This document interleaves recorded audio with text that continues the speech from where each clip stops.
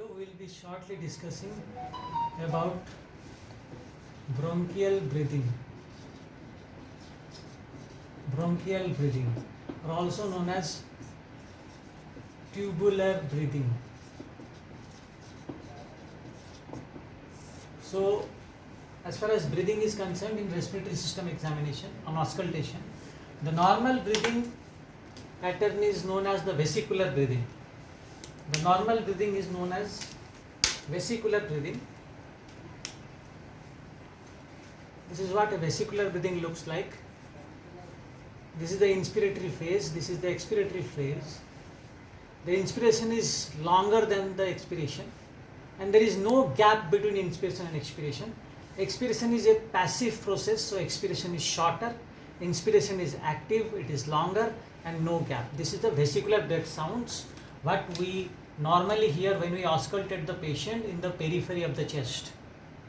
If you auscultate physiologically on the trachea, you will get a breathing which is known as tubular breathing, because trachea is a tube. Physiologically speaking, we will get a tubular breathing on trachea when we auscultate. Here, this tubular breathing is a high pitch and hollow in nature. High pitch, hollow breathing, hollow in nature. Here inspiration is equal to expiration. Inspiration and expiration are usually same, and there is a gap because there is no alveoli here. No alveoli or no lung tissue. So we are directly auscultating on the trachea.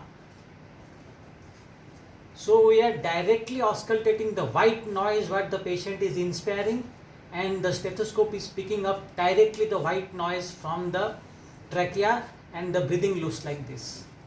When this type of breathing we are hearing in the periphery of the lung, then this is the tubular or bronchial breathing, which is abnormal. Now, why it is abnormal? Because again, when we talk about this trachea, and there are the branches of the bronchus, major bronchus, minor bronchus, bronchial, and here is the lung tissue as we know.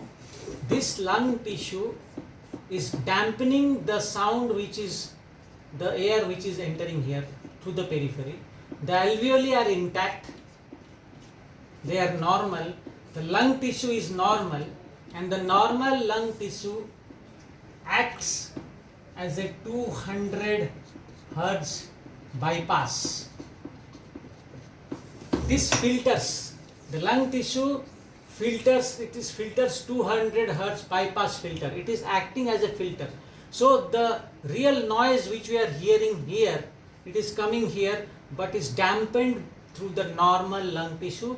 Here we auscultate and we get a vesicular breathing like this. So this is the basic pathophysiology. What is happening here is, whenever there is a damage to the lung tissue or the lung tissue solidifies, when the lung tissue solidifies, or in other words, the alveolar filled with secretions of the alveolar solidified, we will hear a bronchial breathing. We will hear a bronchial breathing. Bronchial breathing.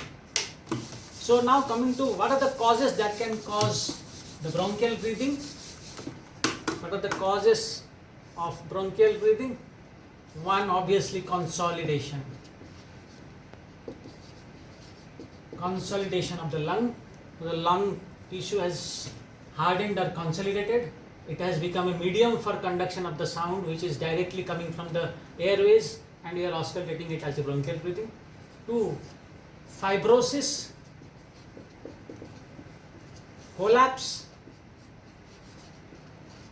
with a patent bronchus or a partial collapse.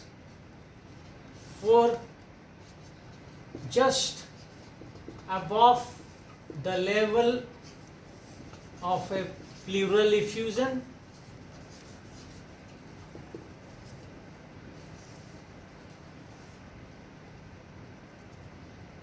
Here there is a pleural fluid.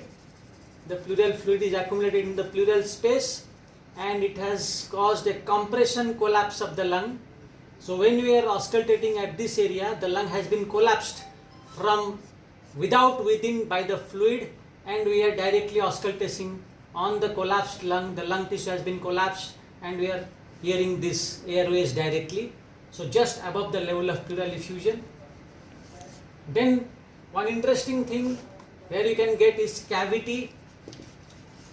Above the cavity we can hear bronchial breathing. There are two specific signs, interesting signs where we can get bronchial breathing is Ewart sign. This is a cardiovascular cause of bronchial breathing where it is seen in pericardial effusion. It is heard in pericardial effusion. When there is a pericardial effusion, the pericardial sac is filled with fluid, and because this pericardial sac is compressing the lungs, and here we can hear the bronchial breathing just at the left side inferior angle of scapula. So on the left side, if you auscultate on the back at the inferior angle of scapula, we will hear a bronchial breathing, egophony. So this is the classical sign of Ewart, which is seen in pericardial effusion. Another sign associated which can give rise to bronchial breathing is a D-spine sign. What is it? It is a sign where we can get a bronchial breathing posteriorly in the spinous processes below the carina. That is D4. So below D4 posteriorly when we auscultate, if we hear a bronchial breathing below D4 posteriorly when we auscultate on the spinous processes, and if we get a bronchial breathing below D4, that is the D spine sign. What does it denote? This bronchial breathing will denote a posterior fossa, a posterior mediastinal mass, like a subcarinal lymph node or a whatever the posterior mediastinal pathological mass that is communicating through the bronchus and giving rise to this bronchial breathing. So these are the causes of bronchial breathing. So in summary, bronchial breathing or tubular breathing is physiologically heard on trachea. When you are hearing it pathologically, then you are hearing it in the periphery and the lungs, wherever in the periphery of the lungs. Causes, we have enlisted the causes already, and basically speaking, when you clinically examine the patient, when you are suspicious of a bronchial breathing, of a patch of bronchial breathing, the next test what we do is a whispering pectorilopy.